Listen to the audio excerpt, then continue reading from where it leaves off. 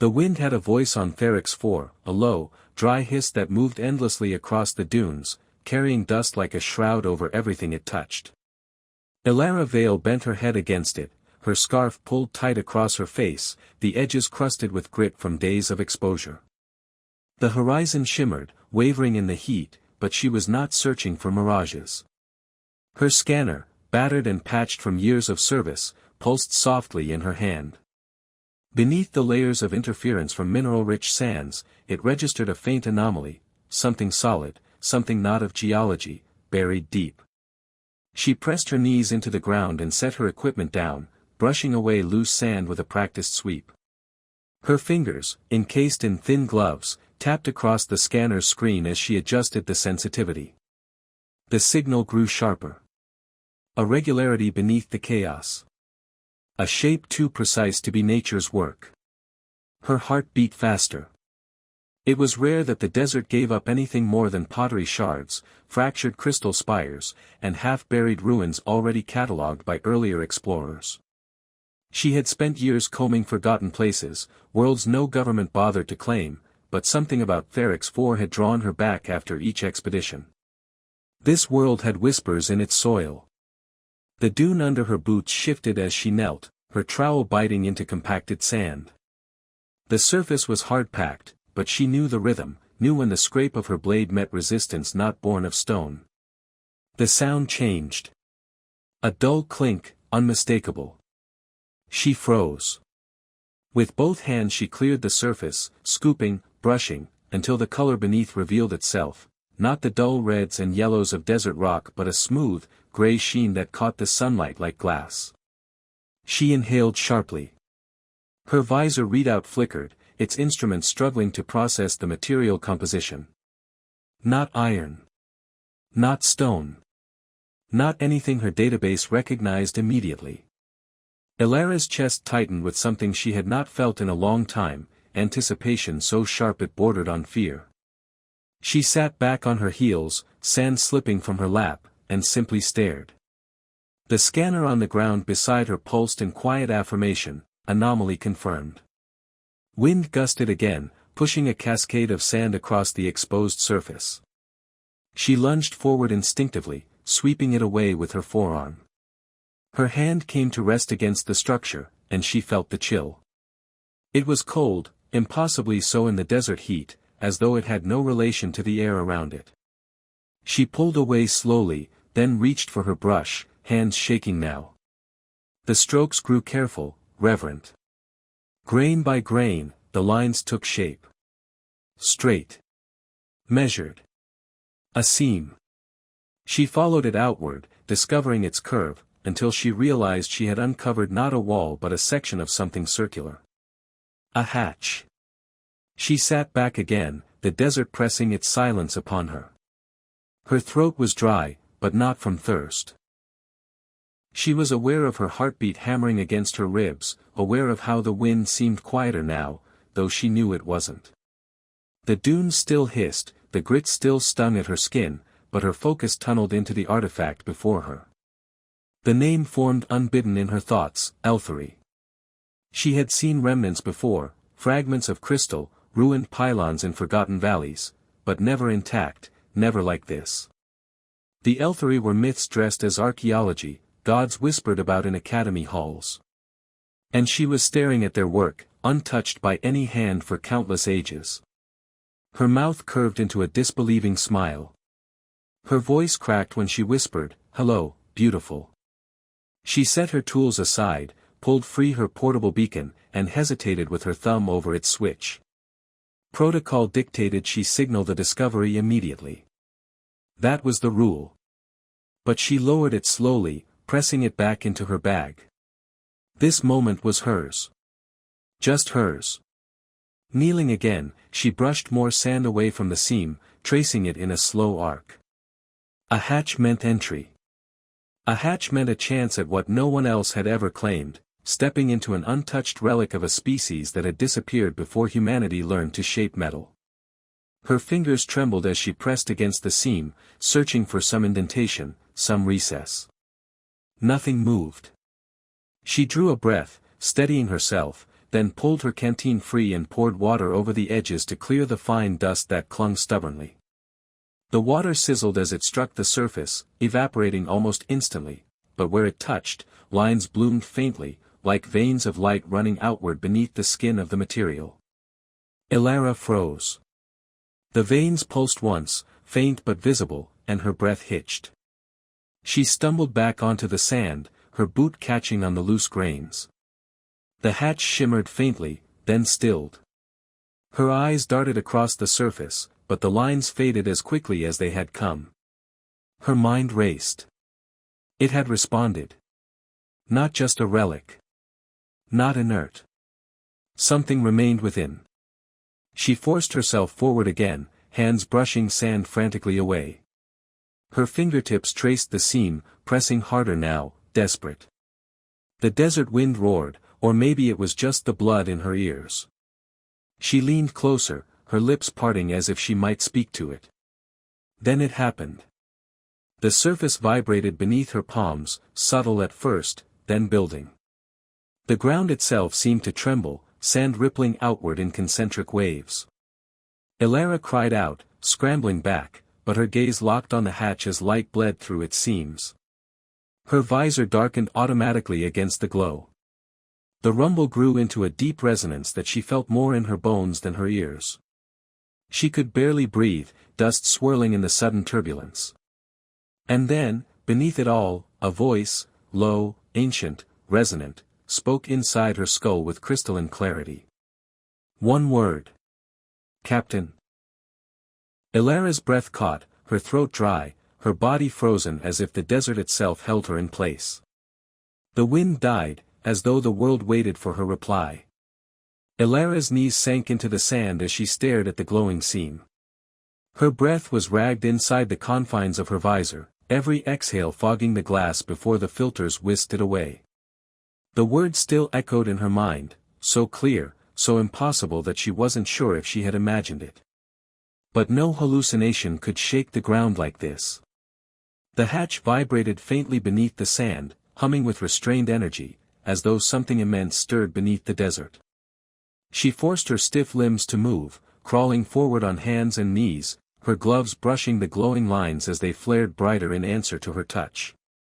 The soundless voice did not return, but the ship, because it could be nothing else, waited, pulsing softly like the heartbeat of a giant slumbering beneath her. Her lips were dry, but she whispered anyway, "I'm not your captain." The seam beneath her palm glowed brighter, defiant of her denial. A tremor ran through the surface, and with a deep groan like the shifting of a mountain, the hatch began to open. Sand cascaded downward as the circular plate lifted slowly, impossibly, revealing a stairwell descending into faint blue light. Elara stumbled back, shielding her face against the spray of grit. Her heart thundered in her chest, fear and exhilaration colliding until she felt dizzy. She had dreamed of this all her life, the untouched threshold of an elthery relic, opening not in ruins or fragments but in invitation. The hatch ground to a halt, half buried in the dune, but the passage yawning below remained clear. From its depths rose a breath of cool air that prickled her skin through her suit. She shivered despite the heat. Her training urged caution. Unknown technology, unknown energy levels, potential structural collapse. She should mark the coordinates, seal the entry, call for a survey team. But the thought of other hands touching this before hers sent a sharp, protective surge through her chest. This was hers. Elara clipped her scanner to her chest plate, checked her remaining oxygen, and pulled a glow stick from her pack. She cracked it, casting pale green light into the stairwell, but the faint blue radiance from within seemed to swallow the color whole. Her throat tightened. It was alive down there. She swung her legs over the lip of the hatch and began her descent. The stairs were broad, far wider than necessary for a human frame, the material beneath her boots perfectly smooth yet not slippery. It curved downward gently, drawing her deeper into the earth. With each step, the silence pressed heavier. Even the wind's eternal hiss faded until she could hear only her own breath and the faint hum that resonated through the walls. The air grew cooler, touched with a metallic tang that prickled her tongue. The stairwell opened suddenly into a vast chamber, and Elara stopped dead. Her glow stick clattered from her hand and rolled to the floor, irrelevant against the luminous expanse before her. The chamber stretched outward in all directions, its walls alive with veins of light that pulsed like flowing rivers. Towers of crystalline growth rose from the floor, reaching toward a vaulted ceiling where geometric patterns shifted slowly, rearranging themselves in fluid motion. The air thrummed with energy. It was like stepping into the heart of a living organism. And at the center, a core. A pillar of translucent crystal, rising from the floor to the ceiling, glowing with a heartbeat rhythm. She felt it resonate in her chest. Her legs carried her forward before she realized she was moving. Each step echoed faintly, though the chamber seemed too alive to produce simple echoes. She reached the base of the core and laid a trembling hand against it. The instant she touched it, her visor flickered, overloaded with interference. She tore it off, gasping at the sudden sharpness of the cool air. The crystal's glow bled into her skin, and then, without sound, without warning, the voice returned. "Captain. You have returned." Elara staggered back. The words were not in her ears but inside her skull, resonant, patient. "I'm not," she began, but her throat caught. She swallowed hard. "I'm not who you think I am." The crystal pulsed, slow and steady, and the voice spoke again, as calm as stone. "Protocol accepts the hand that wakes. You opened the seal. You touched the heart. You are captain." Her denial tangled in her chest. The words were absolute, final, delivered without room for argument. She shook her head anyway, her voice breaking. "I'm human. I don't even know what you are." There was a pause. The chamber's glow dimmed, then brightened again, as if the ship itself inhaled. Designation, Caliph. Vessel of the L3 Ascendancy. Memory fractured. Time elapsed, incalculable. Awaiting command. The chamber fell still. Elara pressed a hand against her mouth, unable to form words. This wasn't a ruin. It wasn't a relic. It was awake. Her knees weakened, and she sank to the floor, her mind reeling. The galaxy had always whispered of L3 ships, of their power, their mystery, but all agreed they were gone. And now one spoke to her, naming her captain. Elara's fingers dug into the fabric of her gloves. She should feel triumph. Instead, she felt the weight of something vast pressing down on her shoulders. "Caliph," she whispered, tasting the name. The crystal pulsed warmly in answer, and the voice responded with quiet certainty. "Yes, Captain." She closed her eyes, her breath trembling in her chest. Outside, the desert howled on, unaware that beneath its endless sands, the world had shifted forever. Elara sat at the base of the glowing crystal pillar, her pack at her side, helmet discarded on the smooth floor. The chill of the air still surprised her. It had the clarity of something filtered and ancient, untouched by sand or storm. She tried to steady her breathing, but the voice, no, the presence, lingered in her mind. Caliph. Alive, aware, and waiting. Her hand rested against the crystal again, tentative now. The glow flared faintly, pulsing in rhythm with her own heartbeat. The sensation was intimate, invasive, yet strangely comforting, as though the ship were listening not just to her words but to her pulse, her thoughts, her fears. "What do you want from me?" she whispered, her voice small in the cavernous chamber. The answer came instantly, resonating from everywhere at once. "To serve. To protect. To follow command." She shivered. It was too absolute. "You don't even know who I am. You are the one who wakes. Protocol binds me. You are captain." Elara pushed herself to her feet, pacing across the floor, her boots ringing faintly against the living surface. Her mind reeled with the implications. If this was real, if Caliph was truly an L3 vessel, it could rewrite history, topple governments, ignite wars. She pictured fleets converging, hungry hands grasping for control of what she had uncovered. Her pulse spiked. The beacon. She hadn't triggered it. That choice had been instinct, but now it weighed on her. If she stayed silent, she would be alone with this, alone with a secret the galaxy would kill to possess. Calitha's voice interrupted her racing thoughts. Your neural pattern registers distress. Directive, alleviate. A ripple ran through the chamber. Lights shifted, dimming until only the core remained, bathing her in a steady glow. The air warmed slightly. A low hum began, resonant, soothing, like a heartbeat magnified until it lulled her.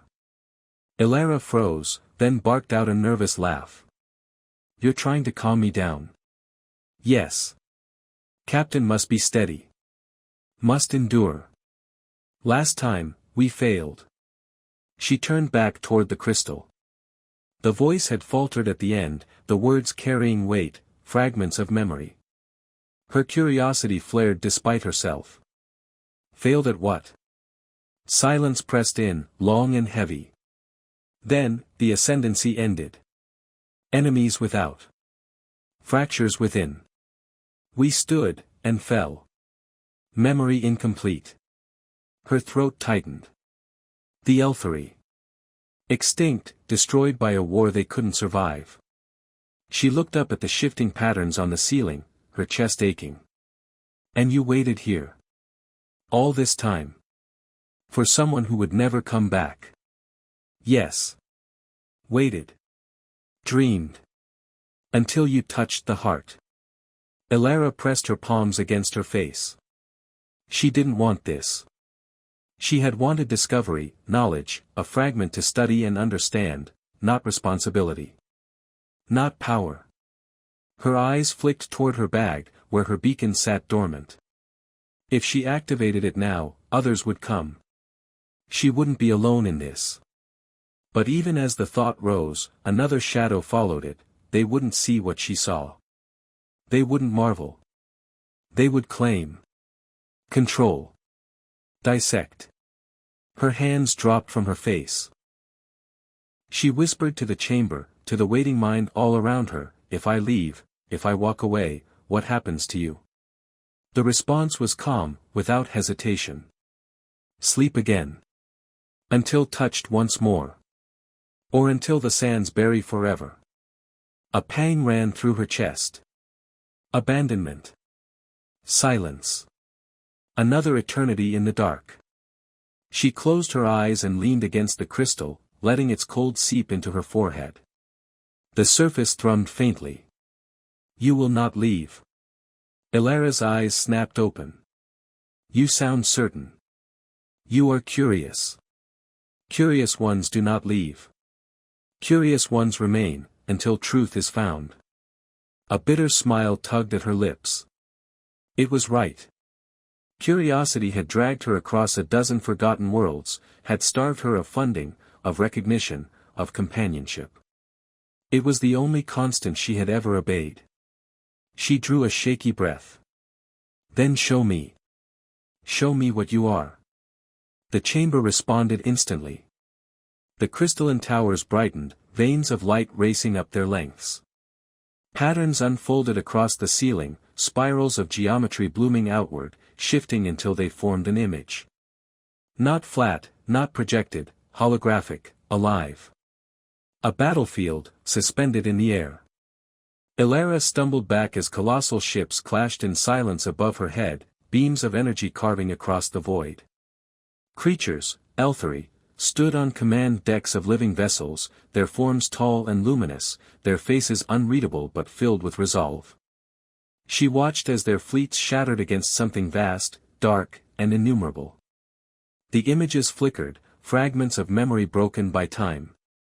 She saw explosions, the fall of shining worlds, Elthery forms dissolving into light. And always, always, the great vessels, sentient, loyal, dying beside their captains. Her stomach clenched. The vision dissolved into motes of blue that drifted down like ash. The chamber dimmed again, leaving only the pulse of the core. Calitha's voice was quiet now, almost mournful. We stood. We fell. I remained. Captain did not return. Elara pressed her hands against her mouth, trembling. For the first time, the weight of what she had touched truly sank into her bones. This wasn't discovery. It was inheritance. Her voice cracked when she finally spoke. What happens if the galaxy finds you again? The reply was cold, absolute. War. Her hands fell to her sides. In the silence that followed, Elara Vale realized that brushing the sand from that hatch had done more than wake a buried starship. It had lit a fuse the galaxy had buried and prayed would never ignite again. Elara sat cross-legged on the cold floor, her pack splayed open beside her, equipment strewn in careless disorder. She had been down here for hours, maybe longer. Time had dissolved into the glow of the chamber and the steady pulse of Calitha's voice in her mind. Hunger gnawed faintly at her stomach, thirst pressed at her throat, but none of it mattered. She couldn't make herself leave. The ship, or the being, she reminded herself, waited in silence most of the time, as though sensing when she needed space to think. Yet its presence never fully faded. It lingered like a low current in the back of her mind, steady, patient, endless.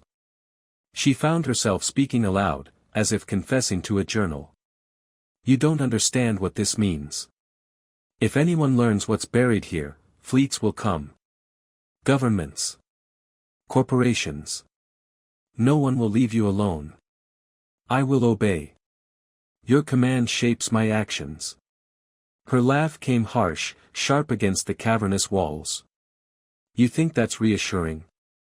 You're a relic that could burn half the galaxy to ash, and you're telling me it's up to me? I'm just an archaeologist. Designation irrelevant. Captain is captain. She pressed her palms into her eyes until stars swam across her vision. There was no use arguing. It was bound to her in a way she didn't understand. Her denial wouldn't change the bond. The sound of sand shifting above drew her head up sharply. Faint vibrations traveled through the chamber, distinct from the hum of Calitha's systems. She froze, listening. Then again, movement, heavy, deliberate. Her blood ran cold. She wasn't alone anymore. She scrambled to her feet, pulling her visor back on and activating her suit's uplink. Her wrist pad flickered, detecting faint signals through the interference, orbital sweeps, transponder codes she didn't recognize. A ship had landed. Maybe more than one. Her breath caught. She hadn't broadcast her beacon, but that didn't mean she hadn't been followed. Out here, on a world no one should care about, her presence alone might have raised suspicions. Calith, she whispered, pulse hammering, someone's here. The chamber darkened instantly, the glow dimming to faint lines along the walls. The crystalline towers shivered, their light receding until the whole chamber seemed to fold into shadow. Only the faintest pulse from the core remained, like a heartbeat under cloth. Hostiles? Calith asked. Elara swallowed hard. I don't know yet. She climbed the stairs two at a time, sand crunching under her boots as she emerged from the hatch. The desert was darker now, night settling in, the horizon painted with the faint shimmer of stars. But the wind carried more than sand, it carried sound. Engines. She dropped low, crawling up the side of the dune until her visor cleared the crest. The sight hollowed her chest. A sleek gunship rested on the flats below, its hull gleaming with Drell Dominion markings. Figures disembarked, armored in pale metal that reflected the starlight, their weapons slung low but ready. A dozen at least, moving in disciplined formation toward the dune where the hatch lay hidden. Elara's stomach lurched. The Drell. Of course it would be them. Their empire had always whispered of elfery remnants, always hunted shadows. If they found Calith, if they so much as touched it, everything would spiral beyond her control. She slid back down the dune, breath ragged, sand spilling into her gloves. Her mind screamed to run, but there was nowhere to run. She would never make it to her shuttle without being spotted. And she couldn't leave Calith exposed. "Calith," she whispered into the darkness, "they're Drell." The voice answered, calm but sharpened now, like steel. "Confirmed adversaries." Her pulse spiked. Don't do anything yet. Please. If you act, they'll know exactly what you are. And then nothing will stop them." Silence pressed in, heavy with restrained power. Finally, the voice returned. "Orders." Her throat tightened. She had no orders. She was no soldier, no commander. The most dangerous artifact in the galaxy waited for her to decide whether it lived or fought or slept. The vibrations above grew stronger. She heard boots striking sand, the hiss of scanners sweeping the dunes. A light cut briefly across the sky as another Drell craft descended in the distance. She sank to her knees beside the core, pressing both palms to its surface. "Calith, listen to me. If they see you, the whole galaxy will come down on us. I need you to hide. Can you conceal yourself?" The core pulsed slowly, as though considering. Dormancy possible. Full masking incomplete. Ancient protocols fractured. "Try," she whispered. "Please." The chamber dimmed further, the pulse of the core fading until it was little more than a shadow in the dark. Around her, the humming subsided, leaving the cavern still, silent, waiting. Above, muffled voices barked orders in a harsh tongue. Sand crunched, heavy feet approaching. A spotlight beam cut across the dune, sweeping dangerously close. Elara pressed herself into the shadows, her heart hammering so loudly she feared it might betray her. The Drell moved closer, their search tightening. Calitha's voice whispered faintly in her mind, quiet enough that only she could hear. "I endure for you. But if harm approaches, I will not allow your end." Tears stung her eyes, not from fear but from the unbearable weight of it all. She was one woman, small and unarmed, crouched in the sand.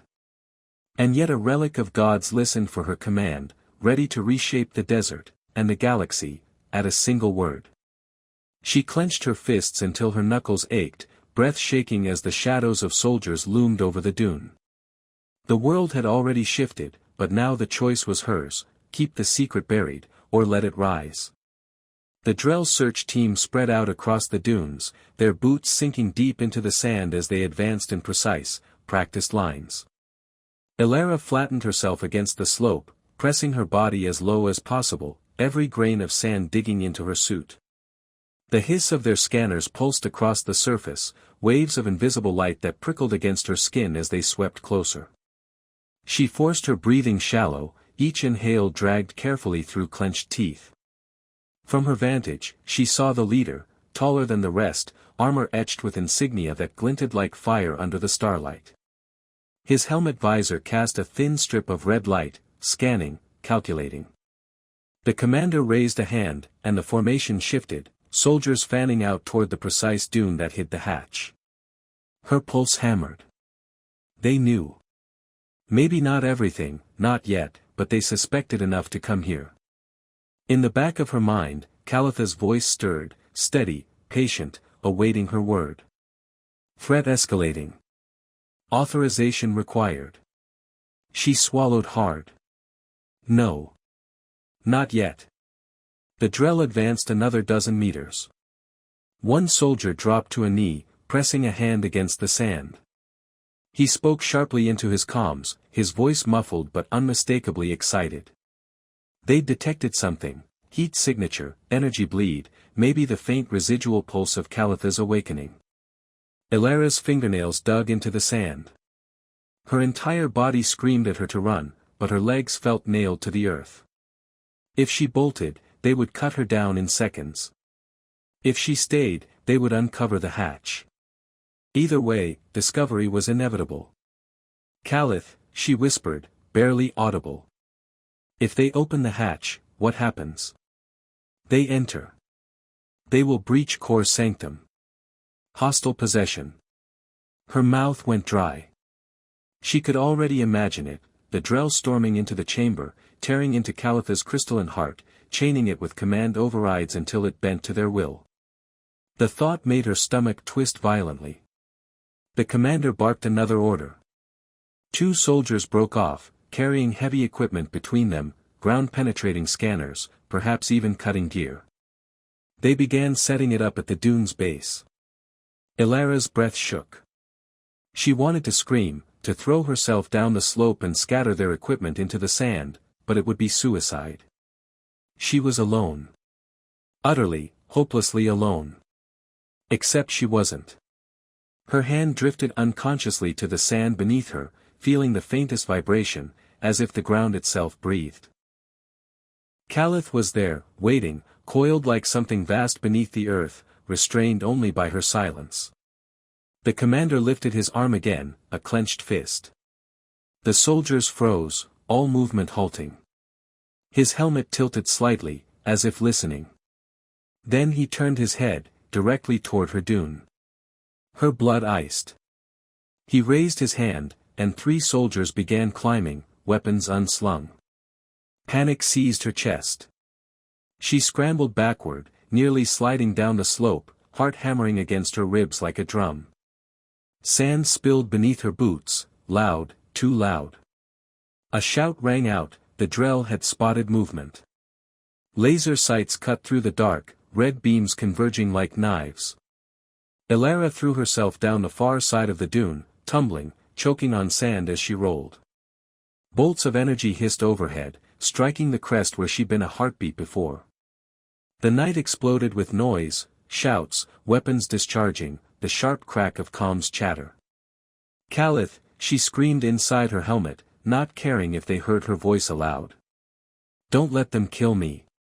The response was instant. The ground convulsed. Sand erupted upward in a geyser, throwing Drell soldiers off their feet. The dune split open along its length, fissures glowing with sudden blue light as though veins of fire had ignited beneath. The air filled with a low, resonant hum that rattled her bones. She scrambled to her knees, blinking through the haze. From the ruptured earth, massive structures began to rise, smooth metal and crystal interwoven, impossibly vast. Sand cascaded in torrents from their surfaces as the desert gave way to something buried deeper than mountains. The Drell shouted in terror now, their formations shattered. They fired wildly at the rising shapes, but their weapons were nothing against the ancient alloy. Beams of energy flickered harmlessly across the surface. Ilara's chest heaved, awe drowning out fear. The ship was revealing itself, shedding its tomb. Spires unfurled like the ribs of some colossal creature, glowing veins racing along their lengths until the desert night burned with blue fire. Calitha's voice filled her mind, louder than before, infused with iron. Defense engaged. You are secure. No, stop, she gasped, stumbling forward. Don't kill them. There was a pause, a tremor in the air as though the ship itself hesitated.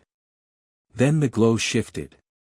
Instead of unleashing destruction, waves of energy rippled outward from the spires, crashing across the desert like a storm of light. The Drell soldiers cried out as their weapons sparked, power cells overloaded, armor systems shorting out. One by one, they collapsed into the sand, stunned but alive. Ilara dropped to her knees, gasping, the air vibrating with the ship's restrained fury. The desert had transformed into a battlefield without a single death, because she had ordered it so. She lifted her head slowly. Across the flats, the Drell gunship powered up, engines roaring as its crew scrambled to retreat. Its thrusters ignited, sand whipping into a frenzy, and the craft lurched into the sky. Calitha's voice was calm, but beneath it lay something fierce, ancient. Shall I pursue? Her chest tightened. The thought of the ship unleashing its full might upon the fleeing gunship sent a shiver through her. The galaxy would know instantly. Every eye would turn here.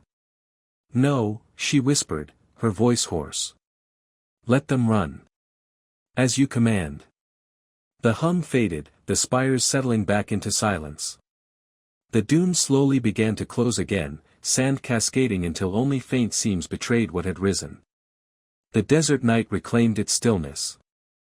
Elara remained kneeling in the sand, staring at the unconscious soldiers scattered across the flats. Her hands shook violently, her entire body trembling with adrenaline and disbelief. She had just commanded a god. And it had listened. Elara dragged herself across the sand, every movement heavy, her limbs trembling from exhaustion and the raw weight of what had just happened. The Drell soldiers lay strewn across the flats like broken dolls, their armor flickering faintly with sparks, disabled but alive. She forced her way to the nearest one, heart pounding. His chest plate rose and fell shallowly beneath the cracked plates, his visor dim. She pressed a hand against the smooth surface, relieved to feel the warmth of life beneath. She rocked back on her heels, burying her face in her hands. The adrenaline ebbed, leaving only trembling silence. She had spared them. Caliph had obeyed. For now. A faint vibration rumbled through the sand, steady and insistent. It was not the natural hum of the desert's night winds, it was Caliph, pulsing beneath the surface, waiting for her voice, her command. She could feel its awareness pressing against her mind, vast and patient, like an ocean tide just beyond a thin glass wall. Elara, the voice whispered within her. Damage minimal. Exposure significant. Hostile forces will return with reinforcements. Probability of escalation, 93%. Her lips parted, but she could not form words. 93%. The Drell would not retreat quietly, not with the knowledge of what lay here. They would bring war. She rose unsteadily, swaying in the pale starlight. Her gaze drifted back to the unconscious soldiers. She could leave them here. The desert would bury them by morning. But she couldn't, not like that. She staggered closer, dragging one by the arm to a patch of shade beneath the ragged rise of a dune. The weight nearly pulled her down, every muscle screaming, but she forced herself to move them one by one, away from the glaring seam of sand that betrayed Calitha's buried frame. When she finished, she collapsed beside them, her chest heaving, sweat freezing against her skin as the cold of night deepened. She pressed her hands against the earth. Calith, she whispered. Listen to me. No one else can die for me. Do you understand? There was a long silence. Then the voice came, resonant, careful. Clarify, prohibit lethal action. Yes. Her voice cracked. Never without my order. Confirmed. Directive recorded, preservation of hostile life unless overridden by Captain Command. She closed her eyes, relief bleeding through her exhaustion. She hadn't just commanded a warship. She had placed a chain around its neck. For now, it was enough. The night stretched on, silent except for the whispering winds. Elara stared up at the stars, her body aching, her mind a storm of questions. She should leave, vanish into the desert before the Drell regrouped. But every fiber of her being screamed against abandoning this place. The ship had chosen her, or perhaps fate had. She couldn't walk away. Elara, Calith said again, softer this time, as though sensing her unraveling thoughts. You are not safe here. Suggest relocation. Recommend integration. Her brows knit. Integration. Interface incomplete. Awakening partial. Access limited to defense protocols. Command hierarchy requires full bonding. Her stomach twisted. Bonding? What does that mean? Synchronization of neural architecture. Shared command lattice. Ship and captain become indivisible. Elara's breath caught in her throat. The idea of letting something so vast inside her mind clawed at every instinct she had. Yet a dangerous spark ignited deep in her chest. If she refused, she would always be an outsider to Calitha's power. If she accepted, she would wield it fully. Her thoughts reeled, tumbling through images of the Drell returning, fleets burning through the skies, her powerless against them, unless she bonded. Unless she became more than herself. Her hand trembled as she pressed it to the sand. If I do this, what happens to me? Calitha's answer came not in words, but in sensation. For an instant, she felt it, an echo of eternity, the rush of stars streaking across her vision, the weight of endless silence, the hum of an entire civilization's last hope embedded in crystal and alloy. And beneath it all, loneliness. A staggering, hollow emptiness that clawed at her ribs and made her throat ache. When the vision faded, she gasped, her cheeks wet with tears she hadn't realized were falling. "You will not be alone," Calith said. The word struck deeper than any promise had in her life. Elara wiped her face roughly with her sleeve, staring again at the soldiers she had dragged into the shadows. They were proof. Proof that she could choose differently than those who built this thing, differently than the Drell who would slaughter for it. She had commanded mercy. And it had listened. Her choice crystallized in the silence. She pushed herself upright, legs shaking, but her voice steady. "Then show me what to do." The desert shuddered. The seam of sand she had watched collapse before now split open again, light spilling upward in thin threads like veins of fire. A section of the dune parted, lowering like a ramp, exposing a corridor that gleamed faintly with crystalline light. Calitha's voice filled her mind, warm and unyielding. "Enter. Bonding must occur within core sanctum." Elara's heart pounded against her ribs. Every instinct screamed at her to run, to resist. But her feet moved anyway, drawn toward the glowing ramp. She cast one last glance over her shoulder at the unconscious Drell. When they woke, they would report what they saw. The galaxy would come. And she would be ready. She stepped forward into the waiting light.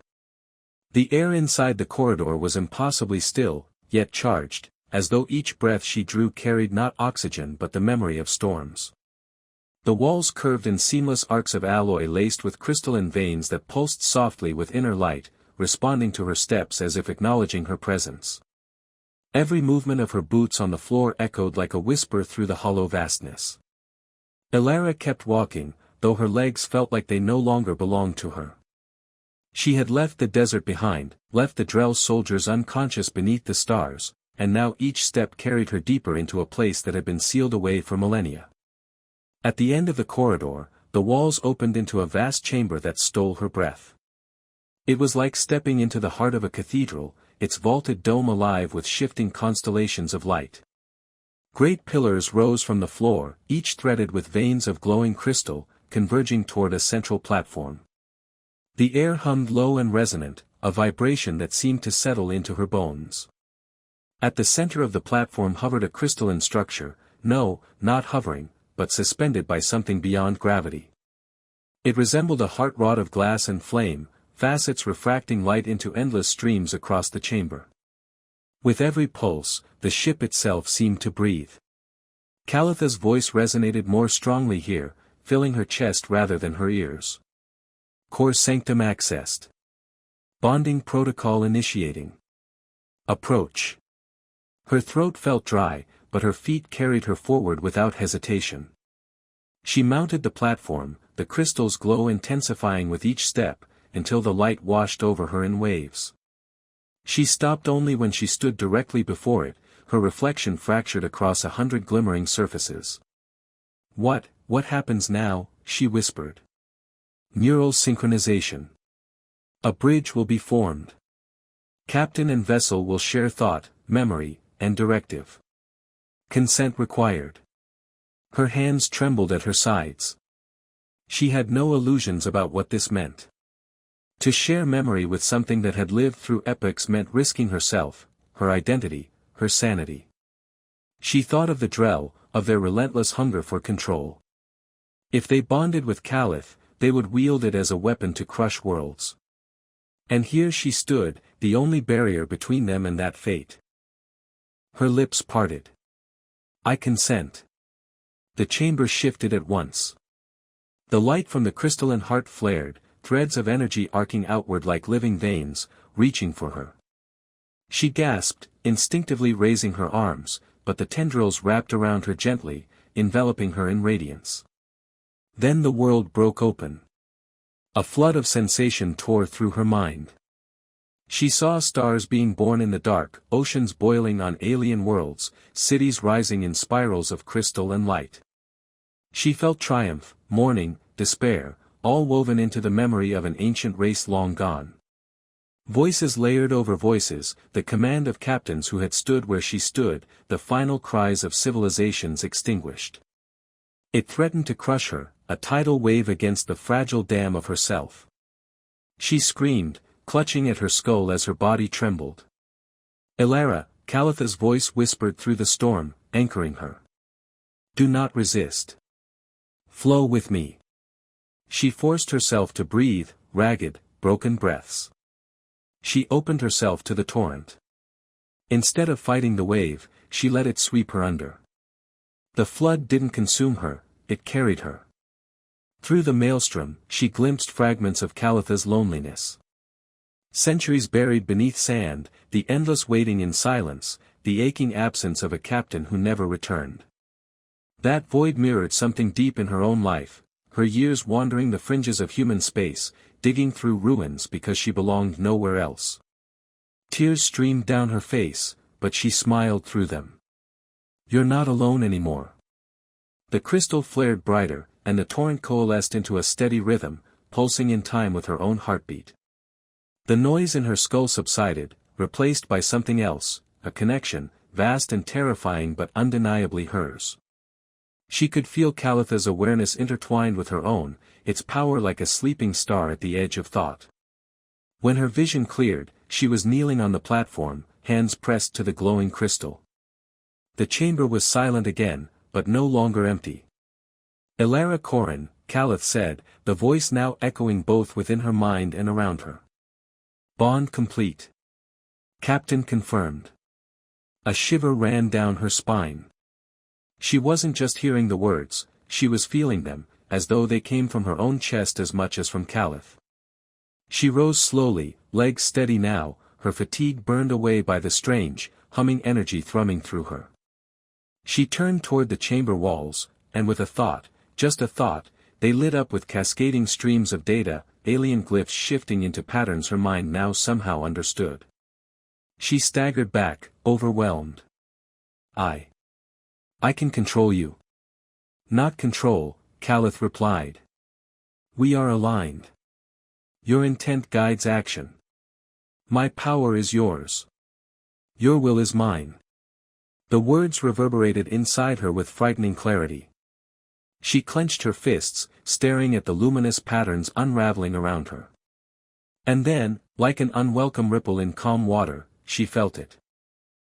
Something beyond the sanctum, faint but sharp. A Drell transmission, picked up by the ship's vast sensors and funneled directly into her mind. Her breath caught. Images flickered in her head, fleets mobilizing, command voices issuing orders, coordinates relayed. The Drell were not retreating. They were calling reinforcements. Elara's hands shook, but not from fear. She looked at the crystalline heart before her, glowing in rhythm with her pulse. They're coming, she whispered. Yes, Calith answered, calm, unyielding. And we will be ready. The chamber walls dimmed as Elara staggered back from the crystalline heart, the echo of the Drell transmission still clawing at her mind. She gripped her head, trying to block out the foreign voices, but Calith steadied her, filtering the noise into clarity. Fleets gathering. Armored carriers mobilizing. Orders to descend on this desert world with precision and force. Her pulse thundered. This was no longer a secret. The Drell knew, and they would not stop until they had buried her along with Calith again, this time in pieces. Calith, she whispered. How much time do we have? A pause, then the ship's voice resounded inside her skull, unyielding. Primary fleet arrival, 36 hours, probable variance 6. Initial strike force inbound sooner. Her stomach clenched. 36 hours until the full fury of the Drell descended on this place. But a vanguard would come first. She would not have long. The chamber's light shifted, threads of luminescence guiding her down a sloping passage that opened at her command. She followed, the walls alive with shifting streams of alien glyphs.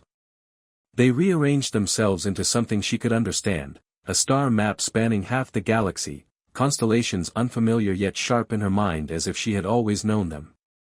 One point pulsed red, the Drell staging ground. Another burned steady blue, her own position, Calitha's resting place. 1,000 lines of possibility flared between them. Calith whispered into her thoughts, not words but strategy, probability, outcomes. Her hands tightened into fists. No. Not war. Not yet.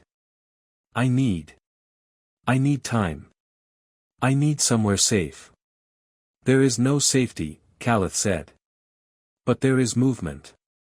Choice of battleground defines outcome. Do you wish to stand here, in the sand, or command the stars? Her gaze snapped to the map again. A flicker of awe cut through her fear. Calith wasn't offering her a hiding place. It was offering flight. The entire ship, the size of cities, had been designed to leave worlds behind. Her throat went dry.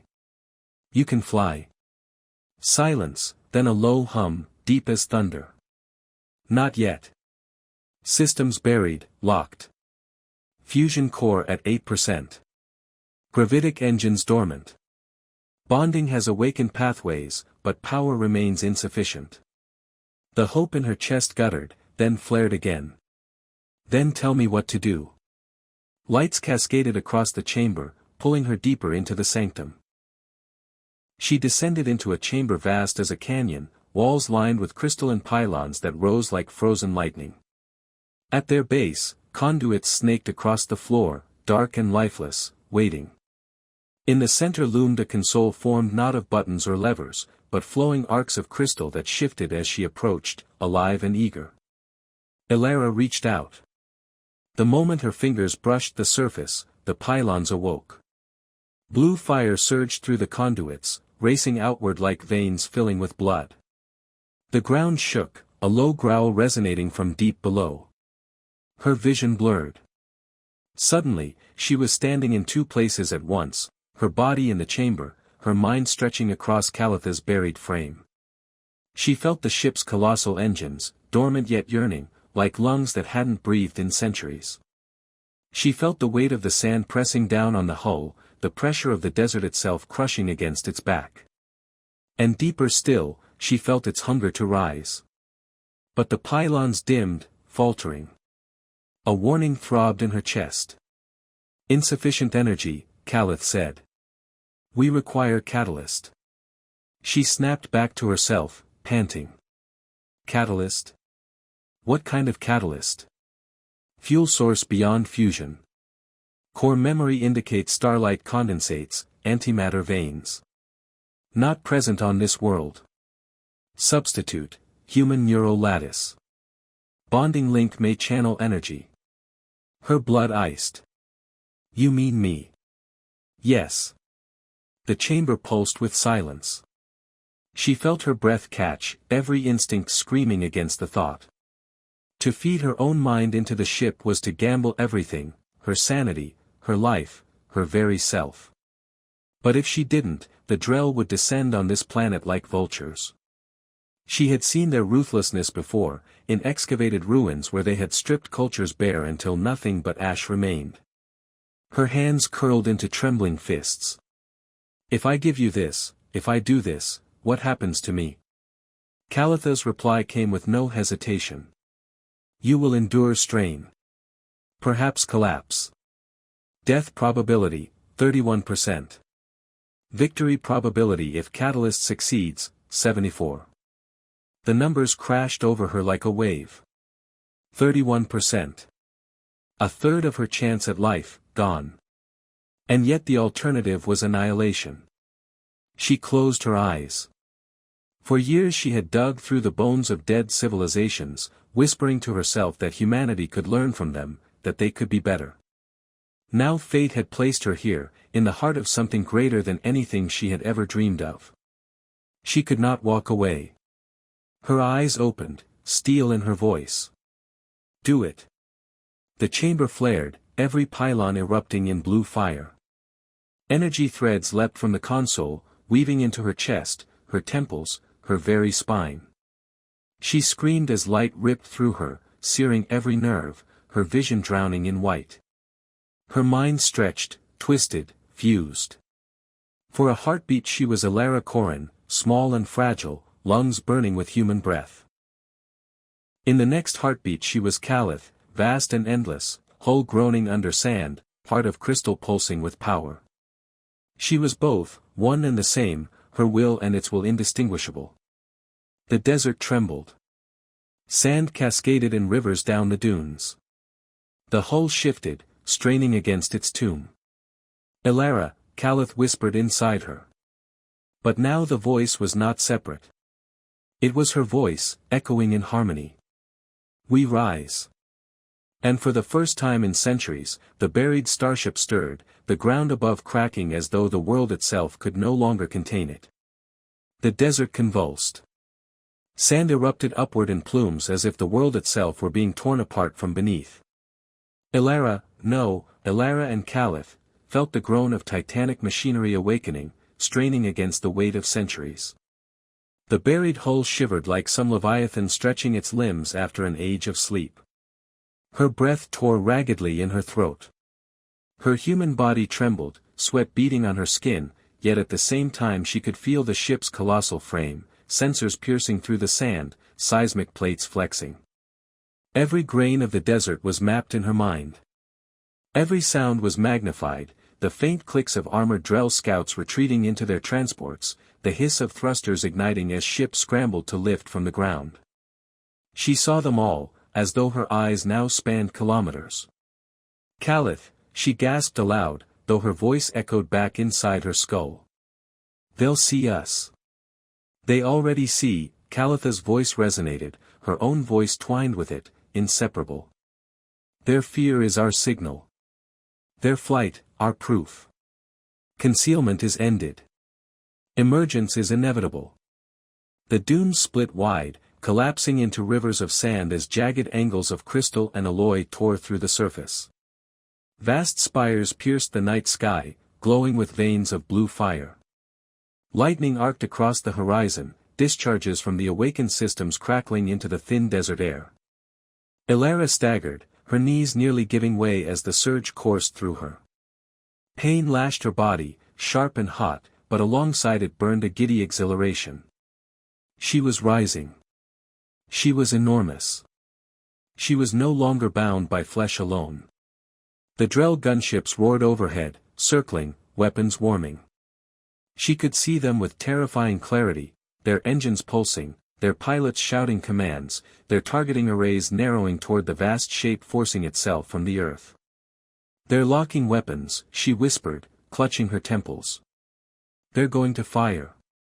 Permission required, Calith intoned, a question woven into the words. Elara's chest heaved.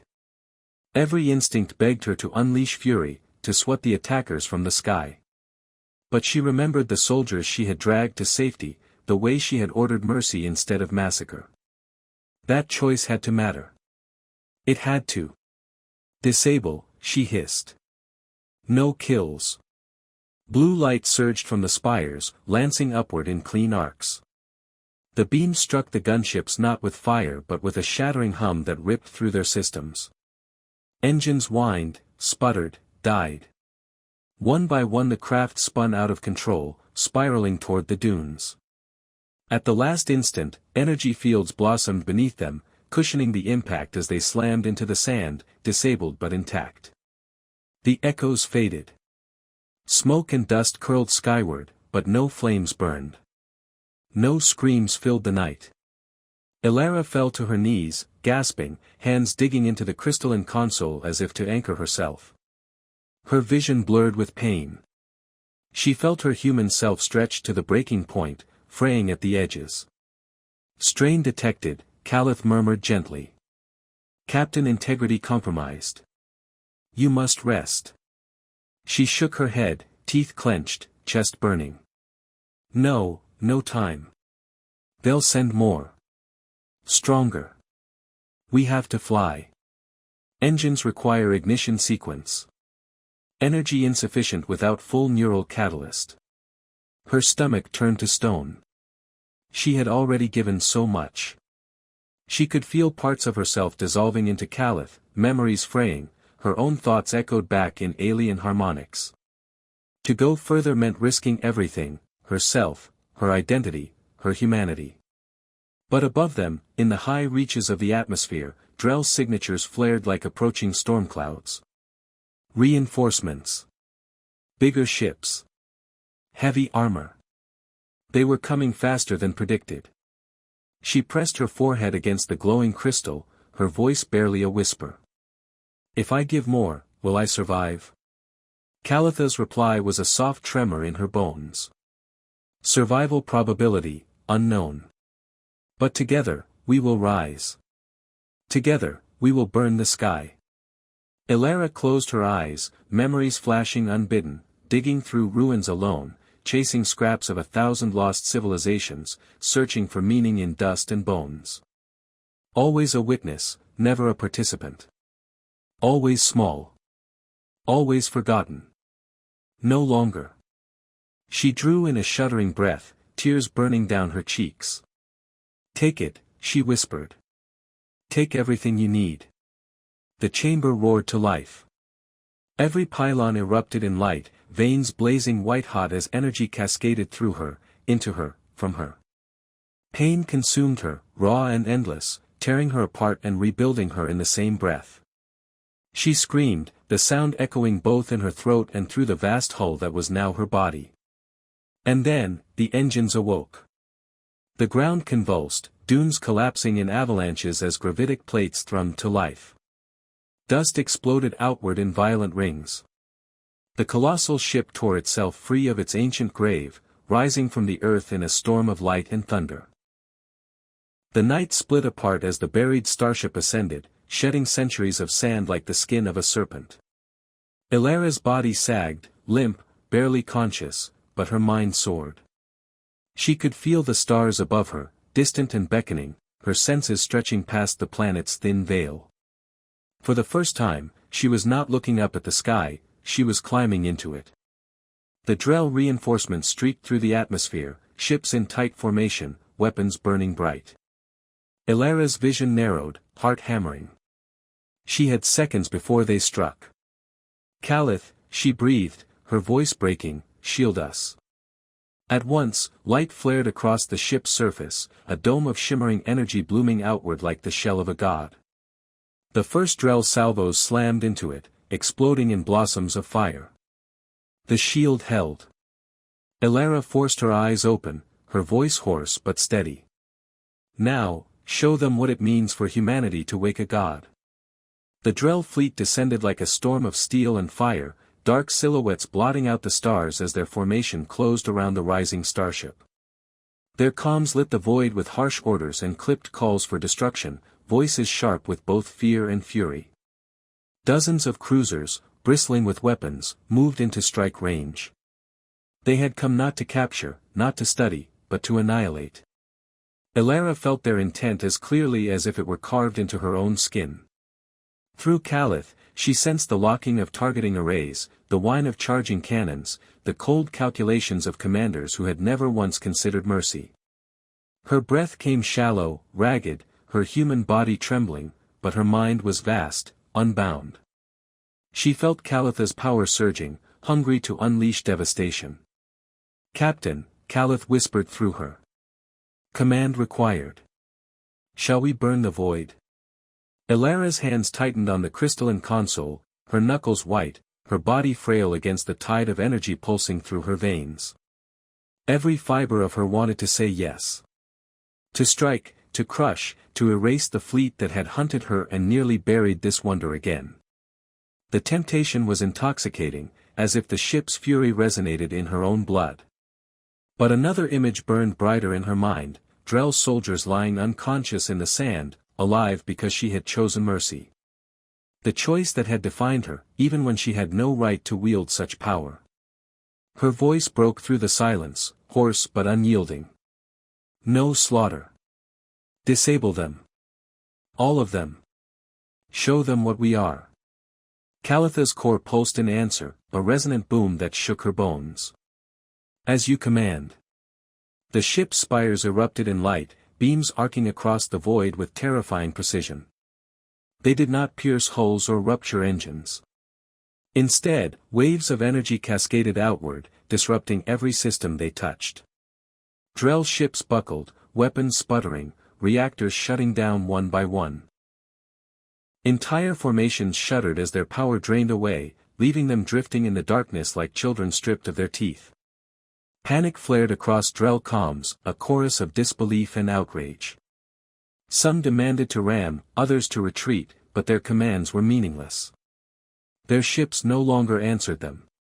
Elara staggered, sweat pouring down her temples, every nerve on fire from the effort of channeling the strike. For a moment she feared she would collapse, dissolve into the flood of power. But Calith steadied her, a presence vast and calm, carrying her through the storm. Fleet neutralized, Calith reported. Casualties, none. Probability of immediate return assault, low. Probability of retaliation by greater Drell command, rising. Elara's chest heaved. None dead. She clung to that fact, held it like a lifeline against the vertigo of what she had just done. Her eyes turned to the stars beyond the fleet, wide and endless. For the first time in her life, they did not seem unreachable. The desert was far below, a scar in the sand already vanishing beneath the night winds. She was no longer trapped on that world. She was part of something vast, something that could traverse the galaxy in breaths. She drew in a shuddering breath. Then we leave. Before more come. Take us away from here. The starship hummed in agreement. The engines pulsed, deeper than thunder, and the void around them warped. Space folded, stars smearing into streaks of light. With a lurch that seemed to bend the universe itself, they leapt. Silence followed, no fleet, no desert, only the rushing blur of the corridor between stars. Elara slumped against the console, trembling, every muscle screaming with exhaustion. Her body felt like it had been hollowed out and filled with fire, yet she was alive. Against all odds, alive. Calitha's voice resonated gently in her mind, quieter now, almost tender. You have chosen mercy over annihilation. Unprecedented. You have altered my directive path. A tired laugh broke from her throat, shaky and raw. Get used to it. That's what humanity does. We change the rules. Silence answered her, but not emptiness. She felt Calitha's presence wound tightly with hers, no longer just a ship but a companion, a partner. The loneliness she had carried for years, the ache of being an outsider, of speaking to bones and ruins, was gone. She lifted her gaze to the shifting lights of the slipstream outside, her lips curving faintly despite her exhaustion. Where do we go now? The reply was not a destination, but possibility. Everywhere. Elara closed her eyes, a wave of relief and wonder washing through her. For the first time in her life, she was not bound to the dust of forgotten worlds. She had awakened a god, and instead of war, she had taught it mercy. Together, they would carve a new path, not just for her, not just for Calith, but for whatever waited in the vast expanse ahead. Her hand rested on the glowing crystal, steady now, no longer trembling. Then let's begin. And the buried starship, risen from its grave, carried its new captain into the stars.